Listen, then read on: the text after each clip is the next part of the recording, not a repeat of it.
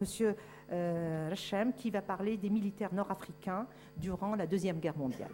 La parole est à vous. Merci. Donc, c'est une communication qui prolonge et qui peut-être approfondit certains aspects qui ont été évoqués justement dans la communication de mon collègue Jacques Frémaux.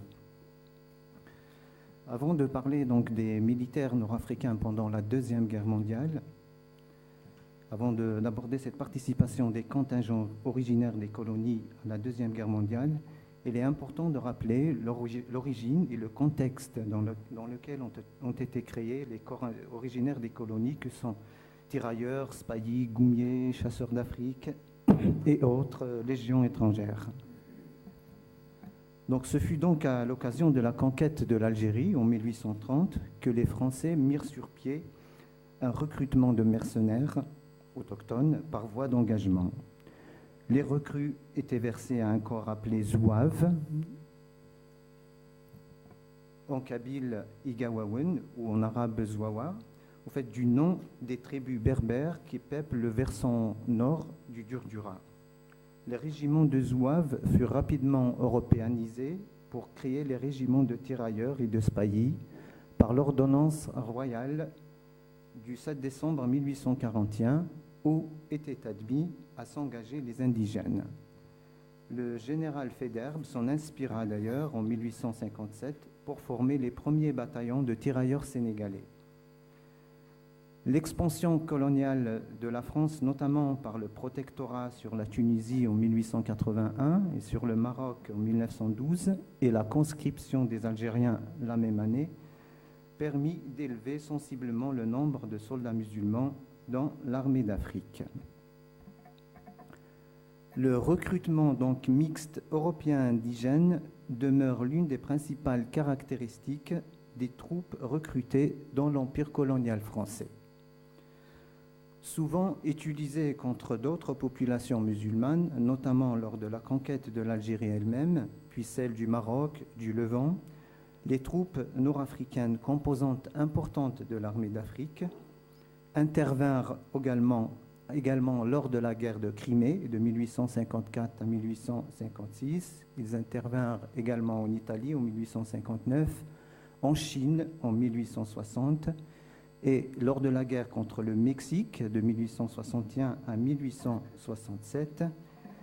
Mais ils furent surtout utilisés pour défendre la métropole elle-même pour la première fois en 1870-71 dans la guerre contre la Prusse, puis lors des deux guerres mondiales. Lors de la Grande Guerre, le Maghreb fournit près de 300 000 combattants musulmans, auxquels s'ajoutent 155 000 Européens. Quant aux militaires donc nord-africains pendant la Deuxième Guerre mondiale, de 1939 à 1945,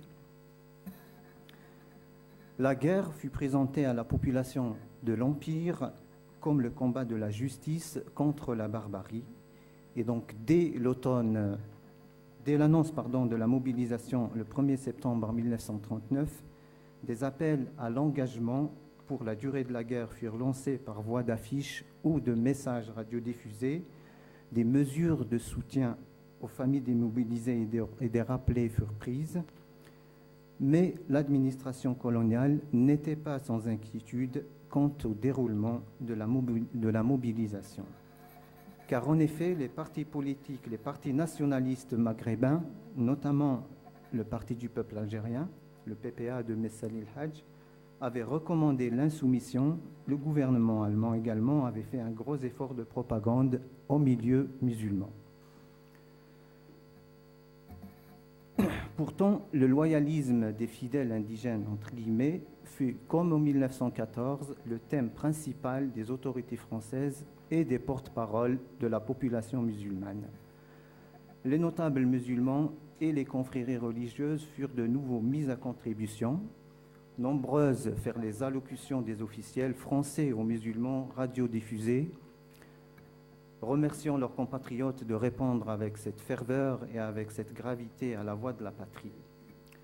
Mais plus significative fut l'adhésion des évolués qui rallièrent derrière eux la classe moyenne. La masse, poussée par les grands chefs musulmans et l'élite intellectuelle, se rangea aux côtés de la France, encore parée d'un grand prestige et de l'auréole de sa victoire en 1918. Les incidents furent donc très rares et sans gravité. La mobilisation, en tout cas en Afrique du Nord, permis de septembre 1939 à juin 1940 de constituer pour le corps de bataille 14 divisions regroupant environ 340 000 hommes, avec un encadrement composé essentiellement d'Européens et un troupier majoritairement indigène. 8 divisions étaient sur le front le 10 mai 1940 au moment de l'offensive allemande. Sur les 6 divisions françaises qui tenaient entre la Dyle et la Meuse, 3 étaient nord-africaines. Mais le sort des combattants nord-africains ne fut pas différent de celui de tous les Français durant cette campagne. La débâcle de l'armée française en juin 1940 se solda par 85 000 tués, dont 5 400 nord-africains, et 1 800 000 prisonniers, dont, selon le gouverneur général de l'Algérie, Yves Chatel, 90 000 musulmans, 60 000 Algériens, 18 000 Marocains et 12 000 Tunisiens, selon donc le gouverneur général de l'Algérie, Yves Chatel. Les prisonniers donc originaires des colonies durant cette guerre furent internés dans les Francs-Stalags, les camps de prisonniers, situés en France, éparpillés sur l'ensemble de la zone occupée, avec quelques Français pour servir d'encadrement. Les soldats originaires des colonies françaises constituent la seule catégorie de prisonniers de guerre qui connut la captivité en France occupée. Tous les autres furent transférés au cours de l'été et de l'automne 1940 dans les camps du Grand Reich situés outre-Rhin. Excepté une dizaine de milliers de libérations et autant d'évasions, le reste des prisonniers coloniaux connut la captivité jusqu'à la libération, quand ils n'étaient pas décimés par les maladies, notamment la tuberculose qui ravageait les camps du Nord-Est. Ils furent également soumis à une intense action de propagande de la part des Allemands qui voulaient en faire des agents de renseignement ou tout simplement des soldats de la Wehrmacht. Une partie des prisonniers originaires de l'Empire connut la captivité dans les camps d'outre-Rhin. Il semble que c'est une minorité. En effet, les Allemands renvoyaient par mesure de discipline dans les camps du Grand Reich tous les évadés repris. Et à propos des prisonniers de guerre, il convient de mentionner ici le sort tragique de beaucoup de prisonniers noirs, notamment appartenant aux unités de tirailleurs sénégalais, et parfois nord-africains aussi. Car en effet, considérés par les Allemands comme des troupes sauvages et furieux d'avoir rencontré une farouche résistance opposée par ces combattants, notamment pour défendre la ville de Lyon, qui abrite ce colloque, beaucoup d'entre eux furent massacrés après leur capture sans aucune autre forme de procès, jetés dans les fosses communes ou dans les flammes des fermes en feu. Certains furent achevés, écrasés par les chenilles des chars allemands. C'est une date anniversaire aujourd'hui, puisque ces massacres eurent lieu le 20 juin 1940 à Chasselet, non loin d'ici. En mémoire de ces combattants africains, Jean Marchiani, secrétaire général de l'Office départemental des mutilés combattants victimes de la guerre et pupilles de la nation du Rhône, fait bâtir au lieu dit Vidsac, sur la commune de Chasselet, au plus près des lieux du massacre, un cimetière que peut-être certains Lyonnais connaissent, qui s'appelle le Tata sénégalais. Ce cimetière mémorial fut inauguré sous l'occupation le 8 novembre 1942 et 188 corps de soldats africains tombés pour la France y sont enterrés. Le massacre de prisonniers de guerre coloniaux est un épisode de la Deuxième Guerre mondiale finalement assez peu connu. La défaite de la France eut pour conséquence également la démobilisation et la remise à la vie civile de la majorité des militaires nord-africains dans un contexte social très difficile. Ceux de confession juive furent chassés de l'armée et déchus de la nationalité française après l'abrogation en octobre 1940 du décret Crémieux qui leur avait accordé en 1870.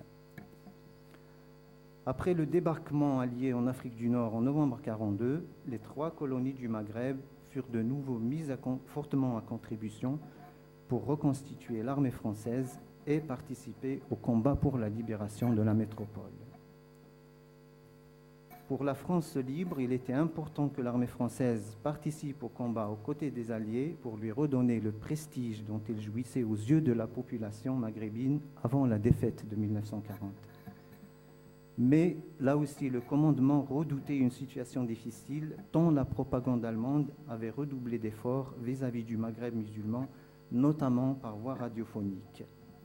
Les speakers arabes de Radio Berlin, l'Irakien Younes Bahri et le Tunisien Abdelrahman Yassine, étaient très appréciés au Maghreb et devinrent vite célèbres. Le but recherché était de rendre difficile le recrutement français en provoquant des insoumissions massives. Pourtant, là aussi, la mobilisation ne donna lieu à aucun incident notoire. Armées par les Américains, les unités françaises, 5 divisions d'infanterie et 3 blindés, furent reconstituées et instruites au Maghreb pour être immédiatement incorporées au dispositif allié. En Italie, comme l'a rappelé la communication précédente, sous les ordres du général Juin, le corps expéditionnaire français appelé détachement d'armée A comprenait la 3e division d'infanterie algérienne, la 2e division d'infanterie marocaine, la 4e division marocaine de montagne, la 1re division motorisée d'infanterie, l'ex-division française libre, et l'état-bord marocain. En Afrique du Nord, sous le commandement du général de Lattre de Tassigny, le détachement d'armée B était constitué de la 9e division d'infanterie coloniale, de la 1re et la 5e division blindée. La 2e DB, la 2e division blindée du général Leclerc, devait être armée plus tard. Les besoins en cadres et en personnel qualifié poussèrent le commandement à mobiliser fortement les Français d'Afrique du Nord. 14% selon le général de Gaulle, 16% selon le général Juin, contre 1,6% de la population indigène. Le chiffre le plus souvent avancé concernant l'effectif des musulmans maghrébins dans l'armée française de 1944, donc l'armée de la libération, est celui de 233 000 hommes. Jacques Frémaux, notamment, estime l'ensemble des troupes fournies par les 3 pays d'Afrique du Nord de 200 000 à 250 000 hommes entre 1943 et 1945, dont 120 000 à 150 000 pour la seule Algérie. Quant aux pertes, les évaluations des pertes de l'armée française depuis la campagne de Tunisie jusqu'à la capitulation allemande le 8 mai 1945 varient entre 97 000 et 110 000 tués, blessés et disparus. Si on se base sur les chiffres communiqués par le service historique de l'armée de terre, qui font apparaître un total de 97 715 tués et blessés pour l'ensemble de l'armée française, dont 11 193 tués et 39 645 blessés pour les musulmans, la proportion de ces derniers serait grosso modo de 52%. Quant au comportement du combattant nord-africain durant cette guerre, il est remarquable de noter qu'au-delà de la débâcle de l'ensemble de l'armée française en 1940, le comportement des tirailleurs maghrébins durant la Deuxième Guerre mondiale fut totalement différent de celui de 1914, tout au moins au début. Même si on enregistra quelques désertions durant la drôle de guerre liée à l'action de la propagande allemande, notamment sur le front du Nord-Est, on n'entendit que très peu parler des débandades et des refus d'obéissance qui caractérisèrent les débuts des tirailleurs et des zouaves dans la Grande Guerre. En Italie, cependant, les premiers contacts des divisions maghrébines avec l'ennemi en décembre 1943 donnèrent quelques sueurs froides de commandement. L'engagement des tirailleurs marocains devant le Pantano, repoussé par le feu de l'ennemi, provoqua un début de panique rapidement maîtrisé. Il y eut quelques désertions et refus d'obéissance, surtout en janvier et mai 1944, mais rien de comparable avec ceux de 1914.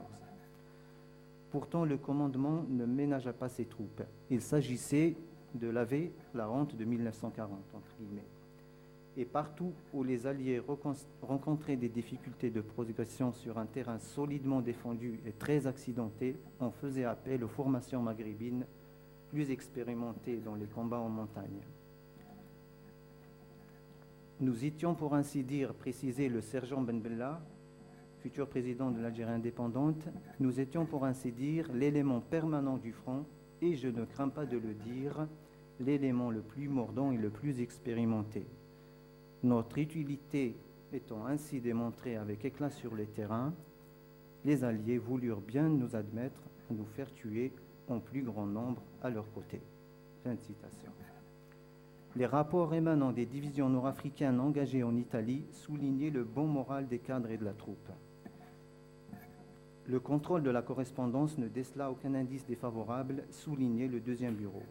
Le Comité français de libération nationale édita même des journaux en langue arabe ou bilingues, largement illustrés, destinés à soutenir le moral des combattants musulmans. Les journaux Il el-Amam, par exemple, en avant, ou le journal Nasr, le victorieux, étaient, semble-t-il, très appréciés des tirailleurs. Ce fut en France, lors de la libération, finalement, que le moral du soldat musulman fut durement atteint, malgré les sollicitations du commandement, affecté par l'âpreté des combats, la fatigue et les conditions climatiques. Après la bataille de Belfort du 14 au 28 novembre 1944, on peut parler d'une véritable crise du moral parmi une partie des combattants de la première armée française. Les pertes très élevées, le manque de renforts que l'outre-mer ne pouvait plus fournir et que les forces françaises de l'intérieur ne fournissaient pas encore, eurent raison des tirailleurs. Le général Delattre lui-même s'en inquiétait en novembre 1944 au commissaire à la guerre d'Ietel en relevant, je le cite, que ces hommes ont l'impression naissante qu'ils sont abusivement exploités par la métropole, sentiment terriblement dangereux. Un rapport de décembre 1944 relevait, je cite, une acrimonie certaine avec les unités EFIFI que le tirailleur rencontre sur le front. Des réflexions désobligeantes sont faites. Européens comme indigènes, lors de la libération, se plaignaient de ne pas voir de soldats métropolitains à leur côté. Mais la fraternité d'armes et les solidarités nées du champ de bataille masquaient mal le malaise des soldats musulmans. Malaise lié essentiellement à leur statut dans l'armée et à la méfiance du commandement vis-à-vis d'eux. En effet, ce qui caractérisait les rapports de l'institution militaire avec les soldats musulmans, c'est sans doute cette attitude de suspicion permanente, notamment envers les cadres d'entre eux. Il se traduisait par plusieurs formes et prit des proportions plus ou moins importantes selon les contextes. Pourtant, peu d'éléments démentirent le loyalisme des troupes indigènes. Les mutineries furent très rares. Les appels à la désobéissance des nationalistes maghrébins ainsi que les exhortations à la désertion de la propagande allemande pendant la Deuxième Guerre mondiale sont restés vains. Autre grief fait à l'armée par les indigènes concernait leur statut, donc qui réduisait à peu de choses leur commandement, leur avancement et leur solde. Les lois qui se succédèrent durant plus d'un siècle se caractérisent par leur esprit discriminatoire et maintenaient le militaire musulman dans une position d'infériorité. De nombreux projets de réforme sur les questions militaires, notamment le libre accès des musulmans à tous les grades, furent déposés pendant et après la Grande Guerre, mais aucun n'aboutit. L'avancement, donc, pour les musulmans se faisait au choix, et leur bâton de maréchal, entre guillemets, s'arrêtait au grade de capitaine à titre de récompense exceptionnelle. Il fallait réunir 25 ans de service pour être proposable à ce grade, autant dire qu'il arrivait à la veille de la retraite. La lenteur de l'avancement était particulièrement poussée pour passer du grade de sous-lieutenant à celui de lieutenant, les Français méritant ou non, était automatiquement nommé lieutenant à l'expiration de 2 ans de grade de sous-lieutenant, alors que les musulmans pouvaient y croupir jusqu'à 10 ans. Les rapports sur l'état d'esprit dans les unités indigènes émanant de la section des affaires musulmanes du 2e bureau soulignaient à plusieurs reprises le malaise des officiers musulmans. Les plus évolués soulignaient un rapport de mars 1937, je le cite, « comprennent difficilement l'obligation de demeurer trop longtemps dans le grade de sous-lieutenant ». Fin de citation. Et, à grade égal, le commandement revenait aux Français. Les soldes des indigènes étaient largement inférieurs à celles des Européens. Ce n'est qu'en août 1943 qu'une série de mesures prises par le CFLN, le Comité français de libération nationale, établit la parité des soldes entre Européens et indigènes. Il demeurait cependant encore de nombreuses disparités concernant les indemnités pour charges de famille et de logement. Ces discriminations et la méfiance du commandement étaient amèrement ressenties. Et dès 1915, le lieutenant Boukabouya, déserteur de l'armée française, publia un livre, L'islam dans l'armée française, dans lequel il dénonçait ces inégalités. Presque un demi-siècle après le livre du lieutenant Boukabouya, en 1959 exactement, paraissait celui de lieutenant Rahmani Abdelkader, intitulé « L'affaire des officiers algériens ». Et les critiques furent aussi sévères et presque les mêmes. Il dénonça dans un chapitre intitulé « Le temps du mépris » les méfaits du statut. Les anciens officiers algériens, écrivait-il, je le cite, sortaient du rang, leur statut était spécial, tout comme leur utilisation dans les corps de troupes, où ils se bornaient généralement à rendre compte. En campagne, nul ne les valait pour faire le coup de feu et offrir fidèlement sa poitrine. Il reprochait aux autorités d'exclure les musulmans des armes techniques, aviation, marine, transmission, artillerie, etc., sous prétexte de l'inaptitude des Algériens à assimiler la technique des armes dites savantes. On se méfiait de nous et il convenait de nous convaincre de notre infériorité, ajoutait le lieutenant Rahmani Abdelkader. Ces 2 livres traduisent les déceptions des officiers musulmans écœurés par les injustices du règlement et l'espionnage constant dont ils étaient entourés. Faut-il y voir dans certaines révoltes de tirailleurs la conséquence de ces discriminations et de cette suspicion? Incontestablement, le malaise créé par cette situation, maintes fois souligné dans les rapports des officiers du renseignement, fut à l'origine de certaines mutineries pendant la Deuxième Guerre mondiale, en particulier celle des tirailleurs algériens du régiment de marche du Levant, à Maison-Carrée, dans la banlieue d'Alger, le 25 janvier 1941, celle des tirailleurs sénégalais en cours de rapatriement à Tiroua, dans la banlieue de Dakar, le 1er décembre 1944, et enfin celle des tirailleurs maghrébins, algériens pour la plupart, en instance de rapatriement également, le 15 décembre 1944, à Versailles. Dans les 3 rébellions, les mutins revendiquaient les mêmes droits que les Français. Face à cette situation et à défaut de réformes pour ramener l'égalité entre militaires musulmans et européens, les chefs de corps et beaucoup d'officiers indigénophiles, pour reprendre la terminologie de l'époque, prônaient et cultivaient le paternalisme, à condition qu'il n'y ait pas de menace pour le pouvoir colonial. L'encadrement paternaliste, très répandu pendant la Première Guerre mondiale, fut largement utilisé durant la Deuxième Guerre mondiale. Il constituait à apporter un soutien moral et matériel aux soldats musulmans de l'armée française en vue d'une meilleure intégration dans l'armée, mais aussi en vue de leur préservation des propagandes anti-françaises des Allemands et des nationalistes maghrébins. Des foyers du soldat indigène furent aménagés dans les principales villes de France et d'Afrique du Nord. L'ouverture de salles de prière dans les corps recevant des indigènes devint une pratique de plus en plus courante. Le commandement veillait tant bien que mal au menu musulman, entre guillemets, et au respect des fêtes religieuses. Les instructions du ministère de la Guerre recommandaient de veiller attentivement au rite d'inhumation. Des exemplaires du Coran furent distribués dans toutes les unités accueillant des musulmans. Les intendances d'ailleurs s'attiraient souvent les foudres du commandement pour avoir distribué des conserves de porc ou contenant du saindoux. Au front, l'encadrement paternaliste se poursuivait. Des officiers protestaient contre les discriminations dont étaient victimes les tirailleurs, notamment en matière de permission. À l'arrière, des fêtes divisionnaires étaient organisées autour de méchouis en plein air. Quant aux tirailleurs, même s'ils étaient dans leur grande majorité satisfaits des efforts du commandement, il n'en demeure pas moins que beaucoup se méfiaient de cet islam officiel. Ils avaient l'impression que les Français en faisaient trop. Il n'était pas rare de voir certains délaisser leur salle de prière pour la faire en plein air. Les non-pratiquants d'entre eux protestèrent contre certaines pratiques du commandement. En décembre 1944, un commandant d'unité relevait cette remarque où les indigènes n'étaient pas prévus dans la distribution de vin. Je le cite. « Les indigènes nord-africains, s'inspirant plus d'une logique personnelle que de l'esprit du Coran, ne comprennent pas que les nécessités de la guerre les obligent à manger du porc, mais ne les prévoient pas dans la distribution du vin. S'il est normal de leur permettre le libre exercice de leur religion, il me paraît abusif de leur en imposer certains préceptes à des fins d'économie qui ne leur échappent certainement pas. »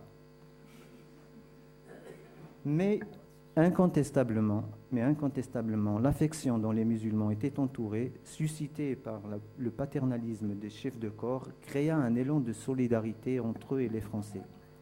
L'ordre militaire semblait dès lors à la plupart des Maghrébins finalement plus égalitaire que l'ordre colonial.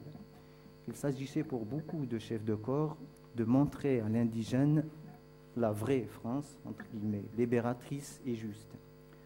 Pour les musulmans, le passage dans l'armée contredisait formellement le contexte colonial. Le racisme des sociétés coloniales était souvent opposé à la fraternité d'armes dans les unités combattantes où toute discrimination paraissait suspendue. La population métropolitaine qui les accueillait en libérateurs les conforta dans l'idée d'une France différente. Mais si l'encadrement paternaliste permet l'intégration des musulmans dans l'armée, cette intégration demeurait relative et teintée de beaucoup d'ambiguïté. En conclusion, au total, donc, le Maghreb fournit à l'armée française durant la Deuxième Guerre mondiale, si l'on additionne les chiffres de la campagne de 39-40 et ceux de 1942 à 1945, pas moins de 800 000 combattants, dont 2 tiers d'indigènes. Le passage de cette masse de musulmans dans l'institution militaire ne pouvait pas rester sans conséquence sur l'évolution de leur mentalité, par conséquent sur l'évolution politique des pays d'origine. Durant cette guerre en particulier, il favorisa la pénétration du discours moderniste dans la masse musulmane. Le discours français sur la liberté et la justice fut repris par les nationalistes maghrébins et retourné contre la puissance coloniale. Ceci est particulièrement frappant dans le cas de l'Algérie, où de très nombreux tirailleurs étaient originaires des régions où se déroulèrent les massacres du 8 mai 1945. Les autorités françaises d'ailleurs décidèrent d'interrompre leur rapatriement. Beaucoup d'entre eux basculèrent définitivement dans le camp nationaliste dès le lendemain de la guerre.